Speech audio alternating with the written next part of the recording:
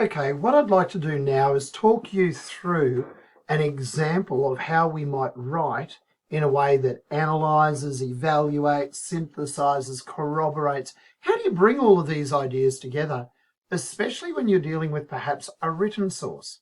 So let's take a look at this particular source when it comes up for us. Here we go. What I've done here is I've scanned a page out of a textbook. Now have a look how this is laid out. This is pretty typical of the kind of thing you find on a website or how you'll find it in a book in the library when you're working in research in the second unit of the course. The first thing I want you to pick up on is that the context statements in books, in texts, in website, often are provided without a label. I've spent a lot of time preparing you for your exam by always giving you context statement as a heading so you go to look for it. Now I'm saying to you, look at where it might be when you don't have the heading. So above this line, where's my little mouse? There it is. Here is my context statement for these two columns here. So this section here is a primary source, and that section up there is the context statement. Let's think about what it gives us. Firstly, it tells us that John Reed is an American socialist. That flags for me a perspective, and you know you get marks for talking about different perspectives now, so that's a win. Okay, he witnessed the events in Russia in 1917. He was there. Alrighty, now thinking about this is saying, all right, what's he reporting on then? It then goes on to say, this is Lenin speaking at the Second All-Russian Congress of Soviets on the 8th of November 1917, one day after the revolution. Okay, so now we're ready to pick out this source. There's a couple of columns. What's it do? As I go through it, the first thing I'm doing is it spends a substantial amount of time talking about Lenin's physical appearance. It's certainly positioning him with little eyes, snubbish nose, generous mouth. He's got a well-known beard with bristle, shabby clothes, unimpressive to be the idol of a mob, and so on. It then goes on to talk about him as a leader, as a figure beyond the physical now. So he's the idol of a mob, loved and revered. He's got a lot of power. And he's talking about offering peace to the peoples of the world. So as I've read through here, and I want you to take your time reading through it as well, maybe even go back and look at it as a blank if you like. But as you go through here, think, all right, what does it remind you of? When I looked at this, I was reminded not only of this image up here and that description, but also I thought of this poster. Lenin sweeps the earth of filth. Okay, so let's think about it. Here he is, Lenin. Short, stocky figure, big head on set down shoulders. So I guess they're trying to go squat. Bald and bulging head. Little eyes. Okay, I can't really tell too much in the poster, but we can see, yeah, okay, little eyes. Okay, wide mouth. Okay, heavy chin, strong jawline, I guess they're getting at. Clean shaven now, but beginning to bristle with the well-known beard. So maybe at the time his beard was a little bit shorter on the day. Dressed in shabby clothes. I don't know if I'd call that shabby, but okay. I wonder what John Reed, the writer, is getting at here. Is certainly saying he's not in flash clothes, not looking like he's wearing fine clothes like the kings in this imagery, the kings of the world, the emperors, the czars of the world, or the church, or the bourgeoisie. He's wearing average clothes. Okay. What else am I reminded of? Okay, I'm picking up that.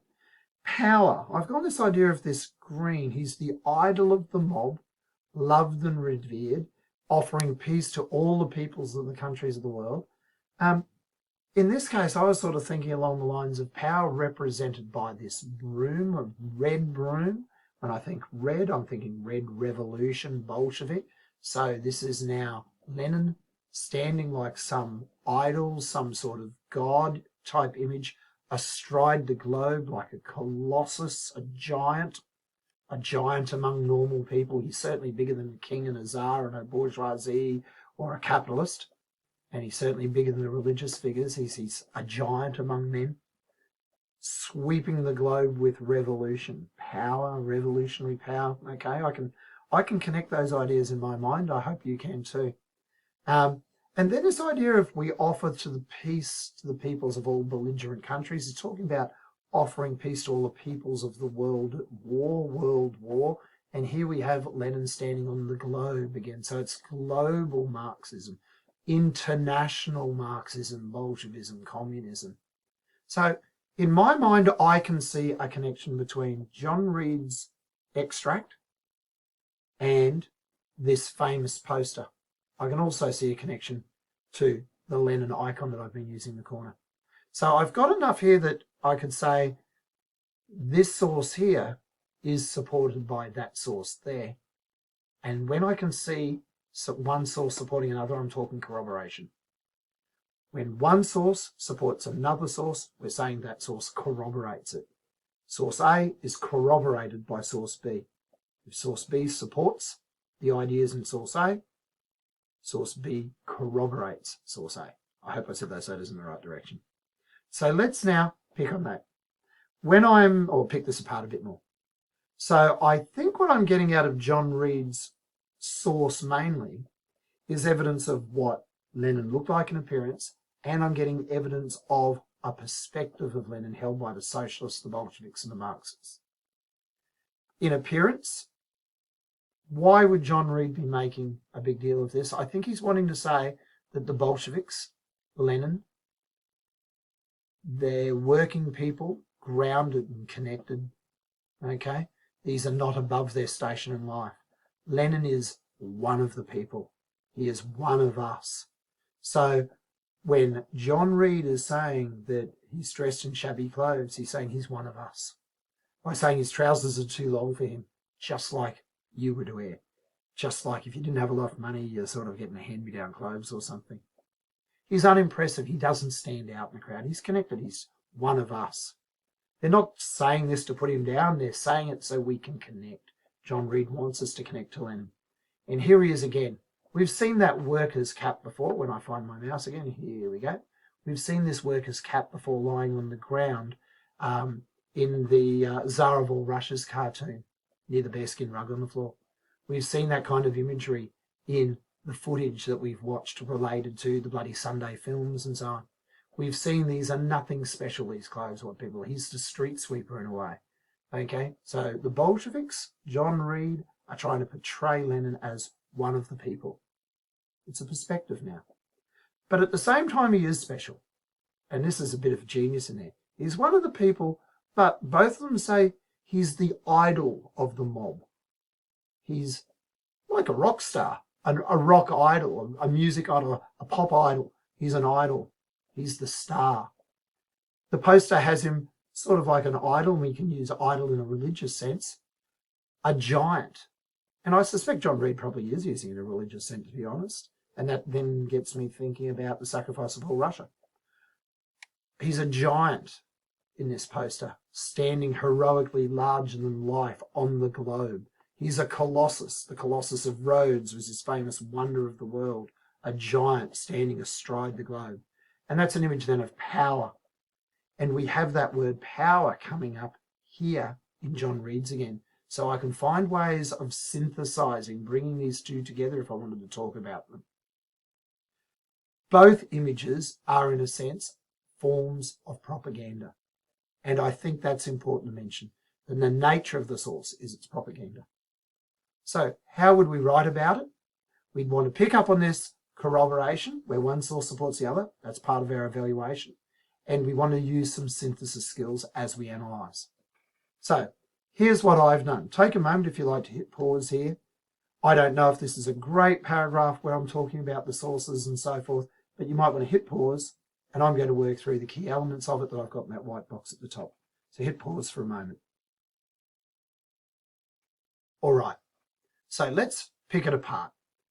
Firstly, let's look for where I think we can see evidence of my evaluation of the usefulness and reliability. I have to make a judgment on whether the source is useful or reliable, and I've done it a number of places. I wanted to make sure I got evaluation out straight away. Reed's account reliably reflects what? A socialist perspective of 1917. Woohoo! I've hit perspectives and reliability. I've made a judgment. Now, hopefully, I then reason that through. Okay, Reid's depictions of Lenin, both physically and as a man of the people, are corroborated by other socialist propaganda sources of the time, such as Lenin Cleans the Filth. Okay, so again, I am working on getting my corroborations through, reasoning through my judgments. All of this is related to evaluation. Okay, the poster, moving down a bit further, is a useful historical source for historians because it emphasises an important Bolshevik perspective of 1918.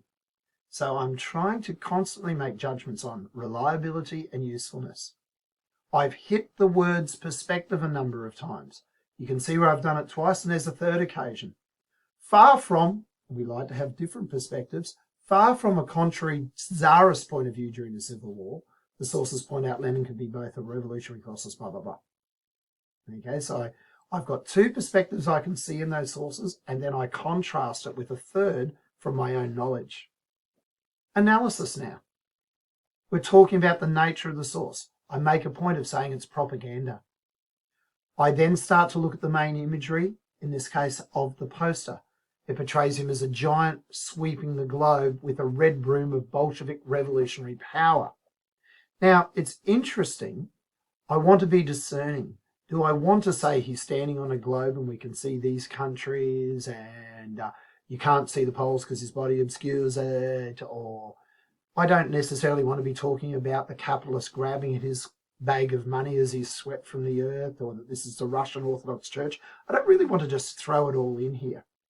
I've just said he's a giant sweeping the globe, using the metaphor, with a red broom, red, Bolshevik, revolutionary power. Power being a quote from Reid over here.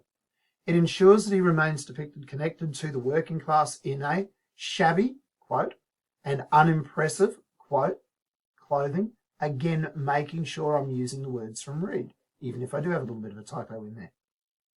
Okay, then I go on further. Lenin could be both the revolutionary colossus, using that idea of the giant astride the globe, sweeping away the old forms of oppression without naming czars and kings, without naming the Russian Orthodox Church, without naming the capitalist bourgeoisie and their bags of money. I've simply said sweeping away old forms of oppression. I'm being discerning in the amount of words I've got to write him. Okay? He could be both the revolutionary colossus and the hero of the worker, an idol of the mob, loved and revered, using a quote and then referencing it. So what I'm trying to do here as you look at it is bring more than one source together, blend them together, evaluate and analyse and synthesise them together. I'm trying to do that with a bit of discernment. And you can see I've underlined in green old forms of oppression as my example of discernment. I'll just take that back for a moment for you to have a look at. Sorry, I clicked there too soon. Okay, thank you for your work.